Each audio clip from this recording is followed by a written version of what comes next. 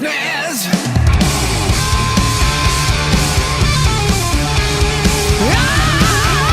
Welcome back, guys. This is the GSL Code S round of 32. We are in the group stages right now. I am Doa. With me is Moletrap, and we are about to see an awesome game. It is going to be Liquid Huck versus Startail Bomber. There they are right there. The map is going to be Terminus 3. I am absolutely pumped for this game. Are you excited, Moletrap? I am completely excited, man. This is going to be awesome. Yeah, I have wanted Huck to see these versus guys Bomber. play each other for a long time. Sorry, I'm looking at the chat. Bomber says, "Don't sleep." He's saying he's gonna make it a long game. Wow, the chat is really funny actually right now in the lobby. It's actually hilarious. But enough about that. Huck is got his work cut out for him, man. He actually, he's a very strong player. Has done okay against Terrence historically. Recently, he's kind of done middling. He beat Alive in an iCup tournament, but then a loss to Alive in the same tournament later on. Or maybe it was a different tournament. I'll have to double check. But point being, I guess my point is, Bomber's really, really, really good, man. He's self-proclaimedly the best Terran versus Protoss. And he has proved it, man. He's 15-3. He's got an 83% win rate against Protoss players. I really, I like Bomber. I'm a fan of Bomber, but I got to root for Huck here. I'm a little bit worried for him. Well, all the foreigners are rooting for Huck. I certainly am too. Bomber's a great Terran, though. He's one of my favorites as well. We're going to have to see how they do duking it out here on Terminus 3 at the GSL Code S. Going to go head-to-head in the moment here. The game is starting. Who's going to win, Bomber or Huck? We're going to find out quite soon.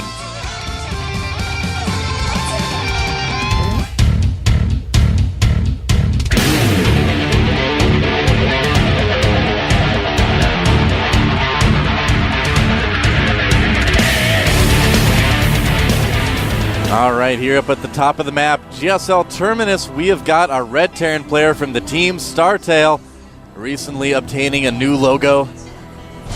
He is known as... Startail Hammer. Yeah, see, look at that. Her elbow is like... Yeah. I don't know. They're a cute couple. So... Whoa, did you see that? Bomber has his microphone, down. Oh, maybe he's going to talk to Huck during the game. Well, here he is. It's not like it... Oh, sorry. From Team Liquid, our blue Protoss player at the right side of the map. She's like, someday I'll be with Huck. Sorry, I keep forgetting about the intros. It's okay. Huck has his microphone tilted back behind his head, and Bomber has it tilted down below his chin. It's going to be receiving transmissions. Yeah, Transmission. Thanks to good. Pepsi. Thank you. Thanks to Pepsi G-Skill for sponsoring the GSL. You guys are awesome. And so TVP on Terminus can go for a very long game. In the chat beforehand, Bomber kept saying, very long game, very long game. I go long game, don't sleep. He knows Huck is tired. I mean, poor Huck, having to play in America, flying back to Korea, I believe it was yesterday, playing in the GSL today, then having to get on the plane right afterwards, go to Germany, compete in that, then come back to the GSL next week to compete, hopefully in the round of 16. Yeah. That is a tough schedule, man. Thus is the life of an international Gosu. True International Gosu of mystery. That's Huck right there. Yeah, we could call him the International Gosu Protoss. Indeed. Although people could call MC that as well, I suppose, too. Quite the international player this last year. Or Ace. Ace goes to a lot of foreign tournaments. Maybe not as Gosu, though. Not quite as Gosu, no. Yeah. And we saw on Bomber's jacket, where was the new logo? Yeah, where was the new logo, Moletrap? They just got their new logo, man. They need to get some time to print out the new jackets and stuff. I want a shirt with that logo on it. I want a logo tattooed on my forehead, man. Mr. Wan is listening to the English stream for some reason. Even though he's sitting right there. Oh, is he? No, that's not. He's here. He's probably sitting in the back right now. Oh, okay, I didn't see him. Look out, probe. Oh, it's too late. Bomber moving out with a couple Marines early on. I like that idea to kind of move out to midfield, intercept those probes. It's kind of cool. I think more Terran players should be doing that. You need to warn those probes earlier, man. Yeah. And Huck is sending a stalker out, checking the watchtower. Yep. So it was a 1 Rax expand. Yeah, 1 Rax command center, and then he started making Marines in another barracks. He got just enough gas. Well, yeah, he got just enough gas for a reactor, you know, or a tech lab. Curious to see which of those he's going to decide to make. Oh, there we go. Yeah, Bomber actually is down to only a single harvester on gas right now. Huh. And that is intentional. You can see him putting down the reactor right there. And by the way, we saw Bomber do something that we saw him do in his previous games as well. I remember Tastosis talking about it. He actually pulled his mule away from the minerals before it expired so it wouldn't mine the minerals and then die with them in hand. At first I was like, oh, Bomber's making a mistake. His mule is like on gas, but... Hey man, that's like 30 minerals, isn't it? Yeah, it's 30 minerals that he doesn't lose from his yeah. It's a big deal. And that could have an effect, theoretically. Now, little bit. What Bomber did is something we're starting to see a few more Terran players do a little bit more often. You get the 50 gas for the reactor, then you pull guys from gas and get enough for a quicker command center. Just lets you get your command center a little bit quicker with this multiple racks opening. As you can see now, he's got guys back in gas. He's got the tech lab and everything. Stim on the way as well. So little interesting switch up in this TVP opening. A little bit quicker stim, which I like. That's better against things like Void Ray All-Ins that we do see on maps like Terminus from time to time. But it's going to be Robo for Bomber, or from Huck right now. Yeah, Bomber, he's dropping mules out of 2 orbitals. He's with that one. Actually, he's got more guys in gas now. Never mind. But he was making enough earlier just to get some Marauders out. Huh, a second bunker. Interesting. Huh. All right. What is he worried about? Huck has expanded. You know, I don't know. I'm really wondering what Bomber's doing here. You know what? Bomber hasn't scouted Huck at all, period. I don't think he sent an SCV out even. Or maybe the stalker killed it. I think he just wanted to stay safe, you know, against any sort of early pressure from Huck. He's going to move out right now. He's got a decent force. Bomber's a little bit ahead on supply. He's going to want to take those Marauders too. I don't know, man. Yeah, actually, Huck, if Bomber moved out right now, Huck would actually be in trouble because he's got a bunch of sentries, but no real meat units, no real damage dealers. He's getting out an Immortal right now, but that's not going to be quite as effective with so many Marines. It'll be obviously if he target fires the Marauders, do some decent damage. So Bomber, as you can see from the mini-map there, is moving out. He's going to try to take those Zelnaga watchtowers, look around the map a little bit, make sure there's no forward pylons hanging out anywhere. Observer from Huck is going to see everything, which surprisingly enough is only barracks right now still. Yep. Yeah, no factories or anything like that quite yet. He's been spending a lot of resources on SCVs and upgrades so far this game. And I like how Bomber did send out only half his army to scout around to hold that thought. This could be bad for Huck. He's going to catch that army. Oh, and he stims. Nice force fields, blocking that army out, wasting that stim essentially. Is he going to stim again? He catches a single sentry. Some units sneak through. Bomber's units have taken a lot of damage from stim. Some decent force fields from Huck slowing that down a little bit there. And nice, looks like Bomber's going to move in. The sentries don't have too much energy. Guardian shield going up. Oh, nice. Very nice split by Huck, catching some of those units there. And yeah, Bomber's going to need to pull back, or he's going to lose a lot of units here. Wow, beautiful force fields by Huck, trapping all those units in. Yeah. And with the Immortals and Stalkers to follow things up, Huck absolutely destroys Bomber's army, picks it apart. Yep, and Huck might just go for a counterattack now. He certainly can. Decent amount of Marauders there. Oh yeah, Huck is looking fantastic right now. 2 Immortals in that composition, and suddenly Bomber is looking like he is about to lose this game. Wow, yeah, man, he's like rallying units forward because he was expecting to win there, but instead he's forced to build 3 bunkers back at home. Going to finish in time? I don't know, man. I don't think it even matters with those Immortals there. Here comes Huck, charging into the main there. Force field blocking anything from getting out to his army. Yep. Bunker's getting pretty close to finishing with the SCVs. Huck will pull back for just a moment here. I think that's smart. To just pull back too, yeah. I think that's smart of Huck to pull back. He does not want to he doesn't want to overextend and end up losing everything. That was an extremely close call for Bomber right there. Yeah, very, very dangerous to lose your units early on in a push like that. That is like the ultimate bad thing to happen to you in a TVP. Here's the thing, though. Oh, look at this. Huck finds the hidden starport factory. So there's going to be no medevacs on the field for Bomber. Everything going wrong for Startail Bomber right now.